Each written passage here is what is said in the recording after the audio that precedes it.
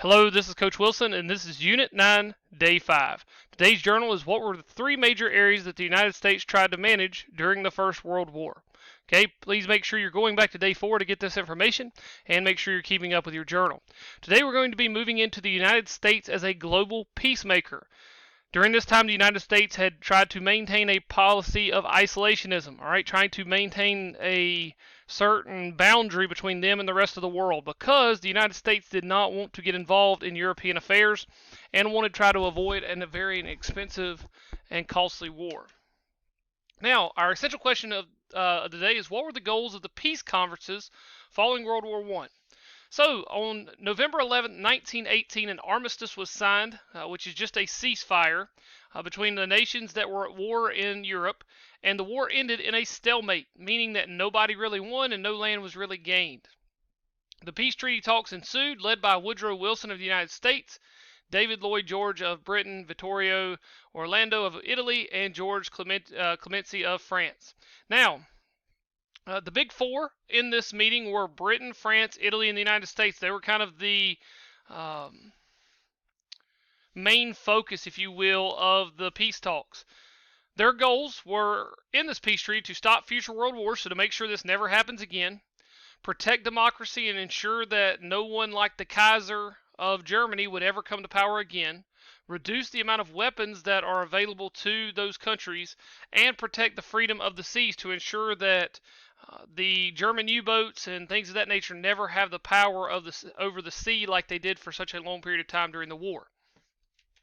Now, Woodrow Wilson's going to be at the forefront of these peace treaties, and he's going to create a step-by-step peace program. And this included 14 ideas to stop future wars. He wanted to include no secret treaties, okay, so no alliances, which is what started the First World War. Everybody trying to back each other up. Self-determination, which means that no one tells another what to do, so you can do whatever you want to do as a leader. You're not forced to do what everybody else tells you to do. And then the formation of a League of Nations. And so this is kind of the predecessor to the UN or the United Nations. And it's just going to be an international peace organization that will talk about problems between other countries, also be very active in trying to prevent future wars, and will, like I said, set the stage for the United Nations. Now, Woodrow Wilson's 14 points you can see over there on the right, and some of those you may not quite understand, but the point that you need to know the most is that he wanted to form an association of nations, which we call the League of Nations, and try to create a group that will kind of not rule the world, but will kind of help keep the world at peace. Now, in 1919, the Treaty of Versailles was signed, and the terms of this treaty included 9 nations that would be created, and that meant Finland, Austria, Czechoslovakia, Yugoslavia, Poland, Hungary, Latvia, Lithuania, and Estonia would all be formed out of the Ottoman Empire. So all of these nations, along with a few others, will be formed to kind of break up some of this political hold that these very large countries had over the European nations.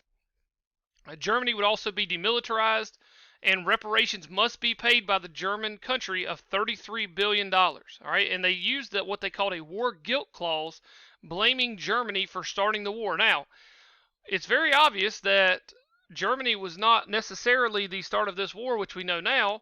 Okay, but at that time they blamed Germany for continuing the war and making it into the war that it became.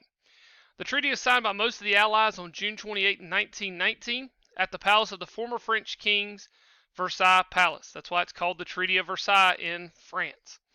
Now, the treaty's weaknesses, first of all, Germany had no money. So even though they had this war guilt clause and charged them with all this reparation money they needed to pay, they had no money to pay back the debt. Many countries ignored the treaty, and it really did did very little about imperialism. So other countries kind of imposing their will on other nations and trying to annex the country, etc.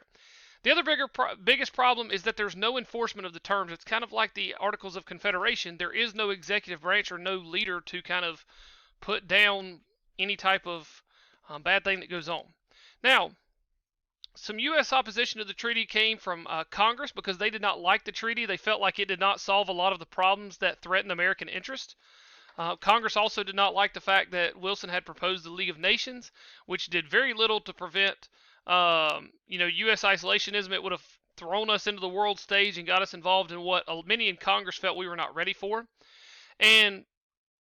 because of Wilson actually suffering a stroke, it's going to cause him not to be able to push the support of the United States and the League of Nations, and it's actually going to um, make it to where the rest of the country never really gets behind the League of Nations, therefore allowing Congress to vote against the League of Nations. And so this huge organization that the United States and its president has been instrumental in forming, the United States actually never joins. We never even become a member of the League of Nations. Now, obviously, we'll become a member of the UN later, but at this time, we did not join. We kind of went back to that isolationist policy of staying separated from the rest of the world.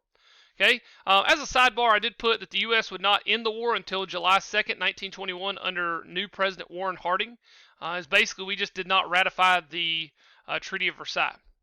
Now, Woodrow Wilson's legacy is great in that he was a very progressive reformer, helped push women's suffrage, which we talked about back in Unit 8. He had a victory in the Great War, which is, amazing that he was able to help the rest of the European nations defeat the Kaiser and all of the leaders of the what will become the Axis powers in World War II.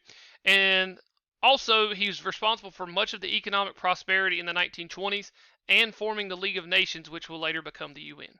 So your vocabulary for the day is Wilson's 14 points and the Treaty of Versailles. Make sure you get these down. If you have any questions, please let me know. If not, I'll talk to you soon.